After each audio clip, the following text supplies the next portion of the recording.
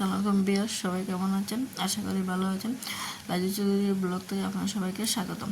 তো আজকে নতুন একটি দিনে নতুন উন্মোচনে আপনাদের সাথে একটি ভিডিও শুরু করলাম। আপনাদের দেখে বুঝতে পারছেন কী করব। তো একটু নুডলস রান্না করবো। কারণ নুডলস তো আপনারা সবাই কম বেশি সবাই পারেন। আমার চেয়ে অনেক রাঁধুনি কাপুরা ভালো পারেন। আমি তো অনেকটা পারি না, তারপরে ট্রাই করলাম রেস্টুরেন্টের স্টাইলে রান্না করার জন্য, নতুনত্ব আনার জন্য। জানি না কীরকম হবে, তো খেতে ভালোই লাগছে আমার কাছে। সবার কাছে কীরকম লাগবে আমি জানি না। তো এদিকে তারও ওরা ঘরে বসাইলাম, মেয়ের একদিকে পড়াইলাম, ওরও স্কুল। আর স্কুলের দিন তো দেখবেন সময়টা কীভাবে যায় বুঝেই যায় না। আর এদিকে অনেকগুলো কাপড়ও দিতে হবে, সেগুলো ভিজিয়ে রাখলাম।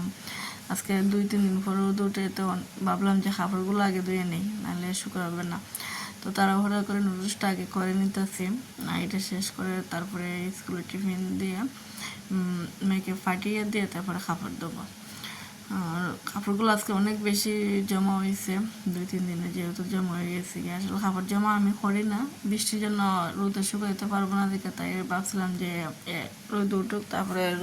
তো আর আমাদের এখানে তো আমার বাসায় বেলকনি নাই, যার কারণে বৃষ্টির দিনে কাপড় শুকাতে একটু সমস্যা হয় আমার।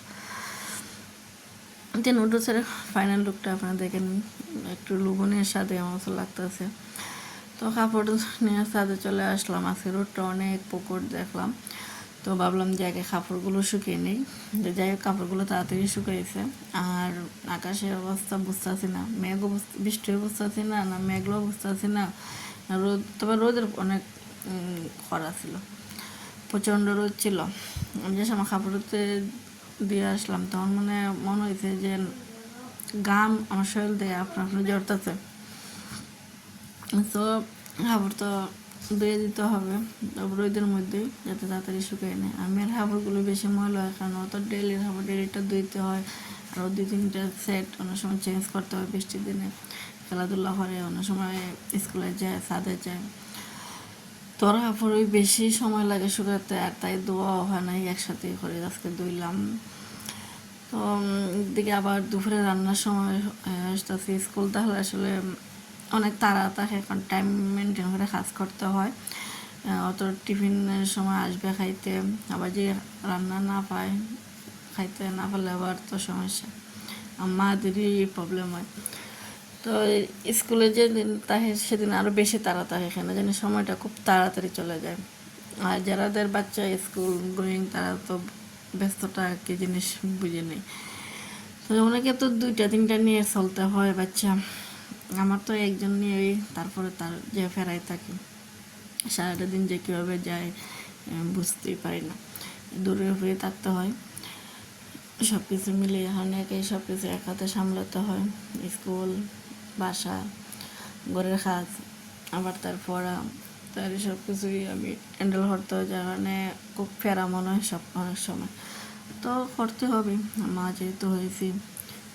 আর মেয়ে তো বড় হইতেছে আস্তে আস্তে, আর কয়েকটা বছর গেলে হয়তো সে নিজের হাত নিজে করতে পারবে, তখন আমাকেও তো আর জ্বালাবে না। আমি তো ছোটো, যার কারণে আমারই সব কিছু করতে হয়। দেখেন বন্ধুরা, অনেকগুলো কাপড় দিয়ে দিছি। আর আমার অনেকগুলো গাছ মারা গেছে, সেই গাছগুলো কি আর করবো, মাটি আবার রোদে দিলাম, ছাদে শুকিয়ে আবার নতুন করে গাছ লাগাবো। তো গাছটা লাগানো হয় ওই যে গরমটা বেশি লাগে, তো আর গরমটা ছাদে একতলার কারণে অনেক প্রচণ্ড গরম লাগে, তো গাছটা তাহলে একটু গরম কম লাগে, সেজন্য গাছটা লাগিয়ে রাখি, অন্তত গরমটা যাতে একটু কম লাগে। জানালা দরজা সব কিছু রাতে যে সময় বন্ধ করি, তখন রুমে অনেক গরম লাগে, 2টা ফ্যান ছাড়তে হয়। আর গরমের দিনটা আমার কাছে খুব কষ্টদায়ক, বিরক্ত হওয়ার একটা দিন। শীতটা আমার খুব প্রিয়, তো শীত তো চলেই গেছে, চলে আসছে গরমের সিজন। আর গরমের সিজনে কাজ করবো, খাওয়া হোক, ঘুমানো হোক, সব কিছু যেন আমার একটা বিরক্তকর লাগে। প্রতিদিনই ঝাড়ু দেয়, কিন্তু কোথাতে যে তো ময়লা আসে আমি নিজেও জানি না। এখন কি পরিমাণ ধুলা উঠতেছে, নিচতলা হতে আরও বেশি। নিচতলা আসলে মাছ বলেন, মশা বলেন, যাই বলেন, দুনিয়া সব কিছু যেন ওরা এখানে এসে হাজির হয়। যতই পরিষ্কার করে পরিপাটি করে রাখি, ধুলা পড়বে রুমের মধ্যে। একদিন না মুছলেই মনে হবে যেমন 1 মাস রুমগুলো মোছা হয় না। আমি ডেলি করি, কালকে কিন্তু বোঝা যায় না যে নিচতলা, তার কারণে। আর রাস্তার কাছে তো বাসা, ধুলাবালুটা একটু বেশি লাগে। এক এক করে রুমগুলো গুছিয়ে নিতেছি। আসলে এই সংসার কাজ শেষ করার মতন না, শেষ হয় না, যত করবে ততই বাড়বে। মেশিন বসা হয় নাই, তারপর একটু ক্লিন করে রাখলাম। এদিকে ড্রেসিং টেবিলটা একটু পরিষ্কার করলাম। আর আমার আয়নাটা ছুটে গেছে, বাসা চেঞ্জ করার সময় ড্রেসিং ওয়াটারপ্রুফিটা একটা প্রবলেম, এগুলো জিনিস মজবুত তেমন একটা থাকে না। তারপর যে ওয়াটারপ্রুফ জিনিসগুলো আমার ভালো লাগে তাই আমি ইউজ করি। তো ফাইনালি মোছা শেষ করলাম। তখন আমার রুমের লোকটা দেখেন এক এক করে সব কিছু, আসলে রুমের বাইরের যে গোছানোর সময়টা যে কত কষ্ট, তারপর গোছাইলে পর যে একটা ভালো লাগে। আর পরিবারটা তো কিন্তু অনেক কষ্ট, অত সহজ বিষয় না। তারপর আমাদের পরিবারটা থাকাটা উচিত। সুন্দর যে মনকে কিন্তু অনেক ভালো রাখে। আমরা অগোছালো তাহলে দেখবেন মনটা ভালো থাকে না। ধরুন একটা রুমে চলে আসলাম, রুমটাও অন ক্যামেরায় গুছিয়ে নিলাম।